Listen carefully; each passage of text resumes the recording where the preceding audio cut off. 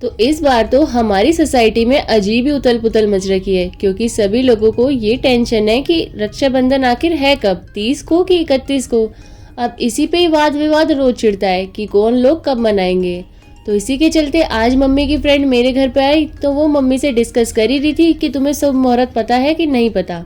तो अब मैं भी वहीं बैठी थी, तो मैंने आंटी जी को बोला, आंटी जी छोड़ो ना, 30 को या 31 को हमें क्या, हम तो अपनी तैयारी अभी से स्टार्ट कर देते हैं, और मैंने तो कुछ हद तक कर भी दी है। तो आंटी कहती है, अच्छा ऐसी क्या तैयारी करी है। तो मैंने आंटी जी बोला, आंटी जी अब देखो राखी आने वाली है, अब थोड़े टाइम बाद मिठाई के भाव तो ऊपर हो जाएंगे। तो आंटी कहती है, हाँ ये तो बात है, फिर ज़्यादा पैसों में जरा सी मिठाई आती है जो 4 मेहमानों के मुंह पर भी नहीं लगा सकते। तो आंटी जी को मैंने बोला, हाँ आंटी जी इसीलिए तो जब भी त्योहार आता है तो मैं घर ही पे बना लेती हूँ, बाहर जाने की तो बिल्कुल ज़रूरत नहीं पड़ती, और हम कुछ बाहर से खरीदते भी नहीं है, क्योंकि बाहर में शुद्ध घी तो यूज़ होता नहीं है, डालडा या रिफाइंड होता है, इसलिए हम शुद्ध घी से घर ही में मिठाई तैयार कर लेते हैं।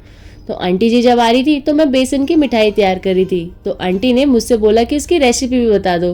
तो रेसिपी के तौर पे मैंने आंटी को बोला, आंटी बेसन भी आजकल वैसे महंगा ही है, लेकिन सिर्फ 1 कटोरी या 1 कप बेसन लगेगा, और उसी के जितना नारियल का बुरादा यानी कि डेसिकेटेड कोकोनट। तो मैंने दोनों को बराबर मात्रा में भून लिया, और उसके बाद 1 ही कप चीनी चाहिए, जिसकी मैंने आधा कप पानी डाल के चाशनी चढ़ा ली।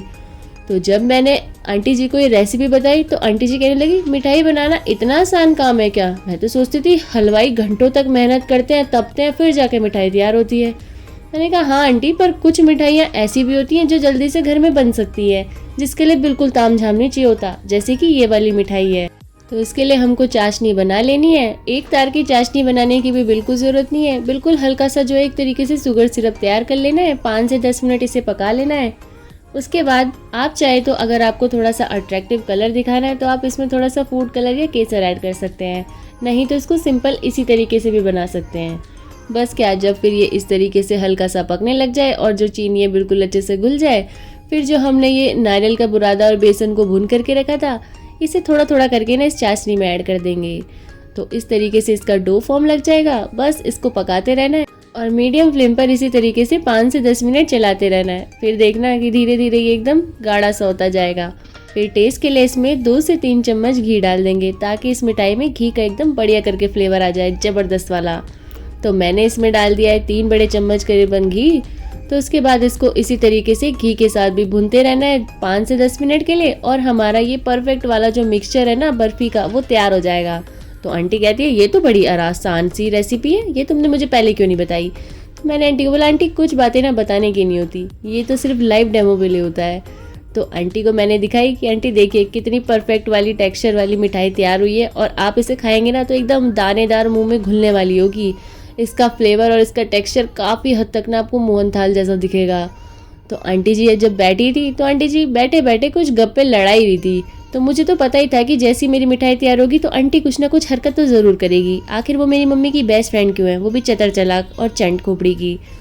अब जब मैं मिठाइयाँ बना ही रही थी तो आंटी भी बैठे बैठे मुझे देख ही रही थी। तो मुझे तो ये समझ नहीं आया कि जब मैं उनको रेसिपी बता चुकी हूँ और मम्मी से उनकी वार्तालाप खत्म हो चुकी है और उनकी सारी चुगलियाँ भी खत्म हो चुकी थी, तो वो जा क्यों नहीं रही हैं। लेकिन वो तब भी जाने से नाम नहीं लिया उन्होंने। लेकिन जब वो बैठी थी तो मैंने आंटी जी से पूछ ही लिया, आंटी जी जाते जाते मिठाई लेकर जाएंगी क्या। तो आंटी कहती है, हाँ बिल्कुल, अब तुम इतना कह रही हो तो लेकर ज़रूर जाऊंगी। तो मैंने आंटी जी बोला, आंटी जी मैंने इतना नहीं कहा, सिर्फ मैंने एक ही बार पूछा था, क्योंकि आप काफ़ी देर से मुझे देख रही है और मेरी बर्फ़ी को देख रही है, और मैं नहीं चाहती कि इसको खाने के बाद मेरे पेट में दर्द हो। तो आंटी कहती है, नहीं नहीं नहीं, वो तो मैं सिर्फ ऐसे ही कह रही थी।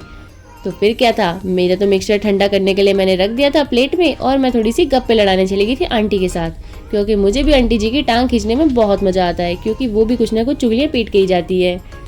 तो ये जल्दी से मेरी मिठाई तैयार हो ही चुकी थी, और मैंने सोचा इसको थोड़ा सा हाई फाई और महंगा दिखाने के लिए चांदी का वर्क लगा लिया जाए।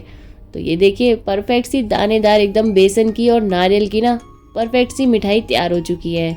तो मैंने इसके जल्दी से पीसेस कट कर लिए। उसके बाद आंटी जी कहती है, अब तुम्हारी मिठाई जब सेट हो जाए और थोड़ी ठंडी हो जाए तो मुझे भी चेक ज़रूर कराना, क्योंकि मुझे घर जाके टेस्ट भी तो करनी है। तो मैंने आंटी को बोला, आंटी जी बिल्कुल सब्र तो करिए, बस ये मिठाई गायब नहीं होनी चाहिए ठंडी होने से पहले। तो एक एक करके मैंने ये शूट करते हुए दिखाया, और आंटी की वहाँ पर लाल टपकी जा रही थी। तो मैंने आंटी को बोला, आंटी हमारे घर में बाढ़ मत लिया ना, मिठाई मैं अभी आपको दे ही रही हूँ सर्व करके। तो मैंने आंटी को दी, आंटी को बहुत ही पसंद आई।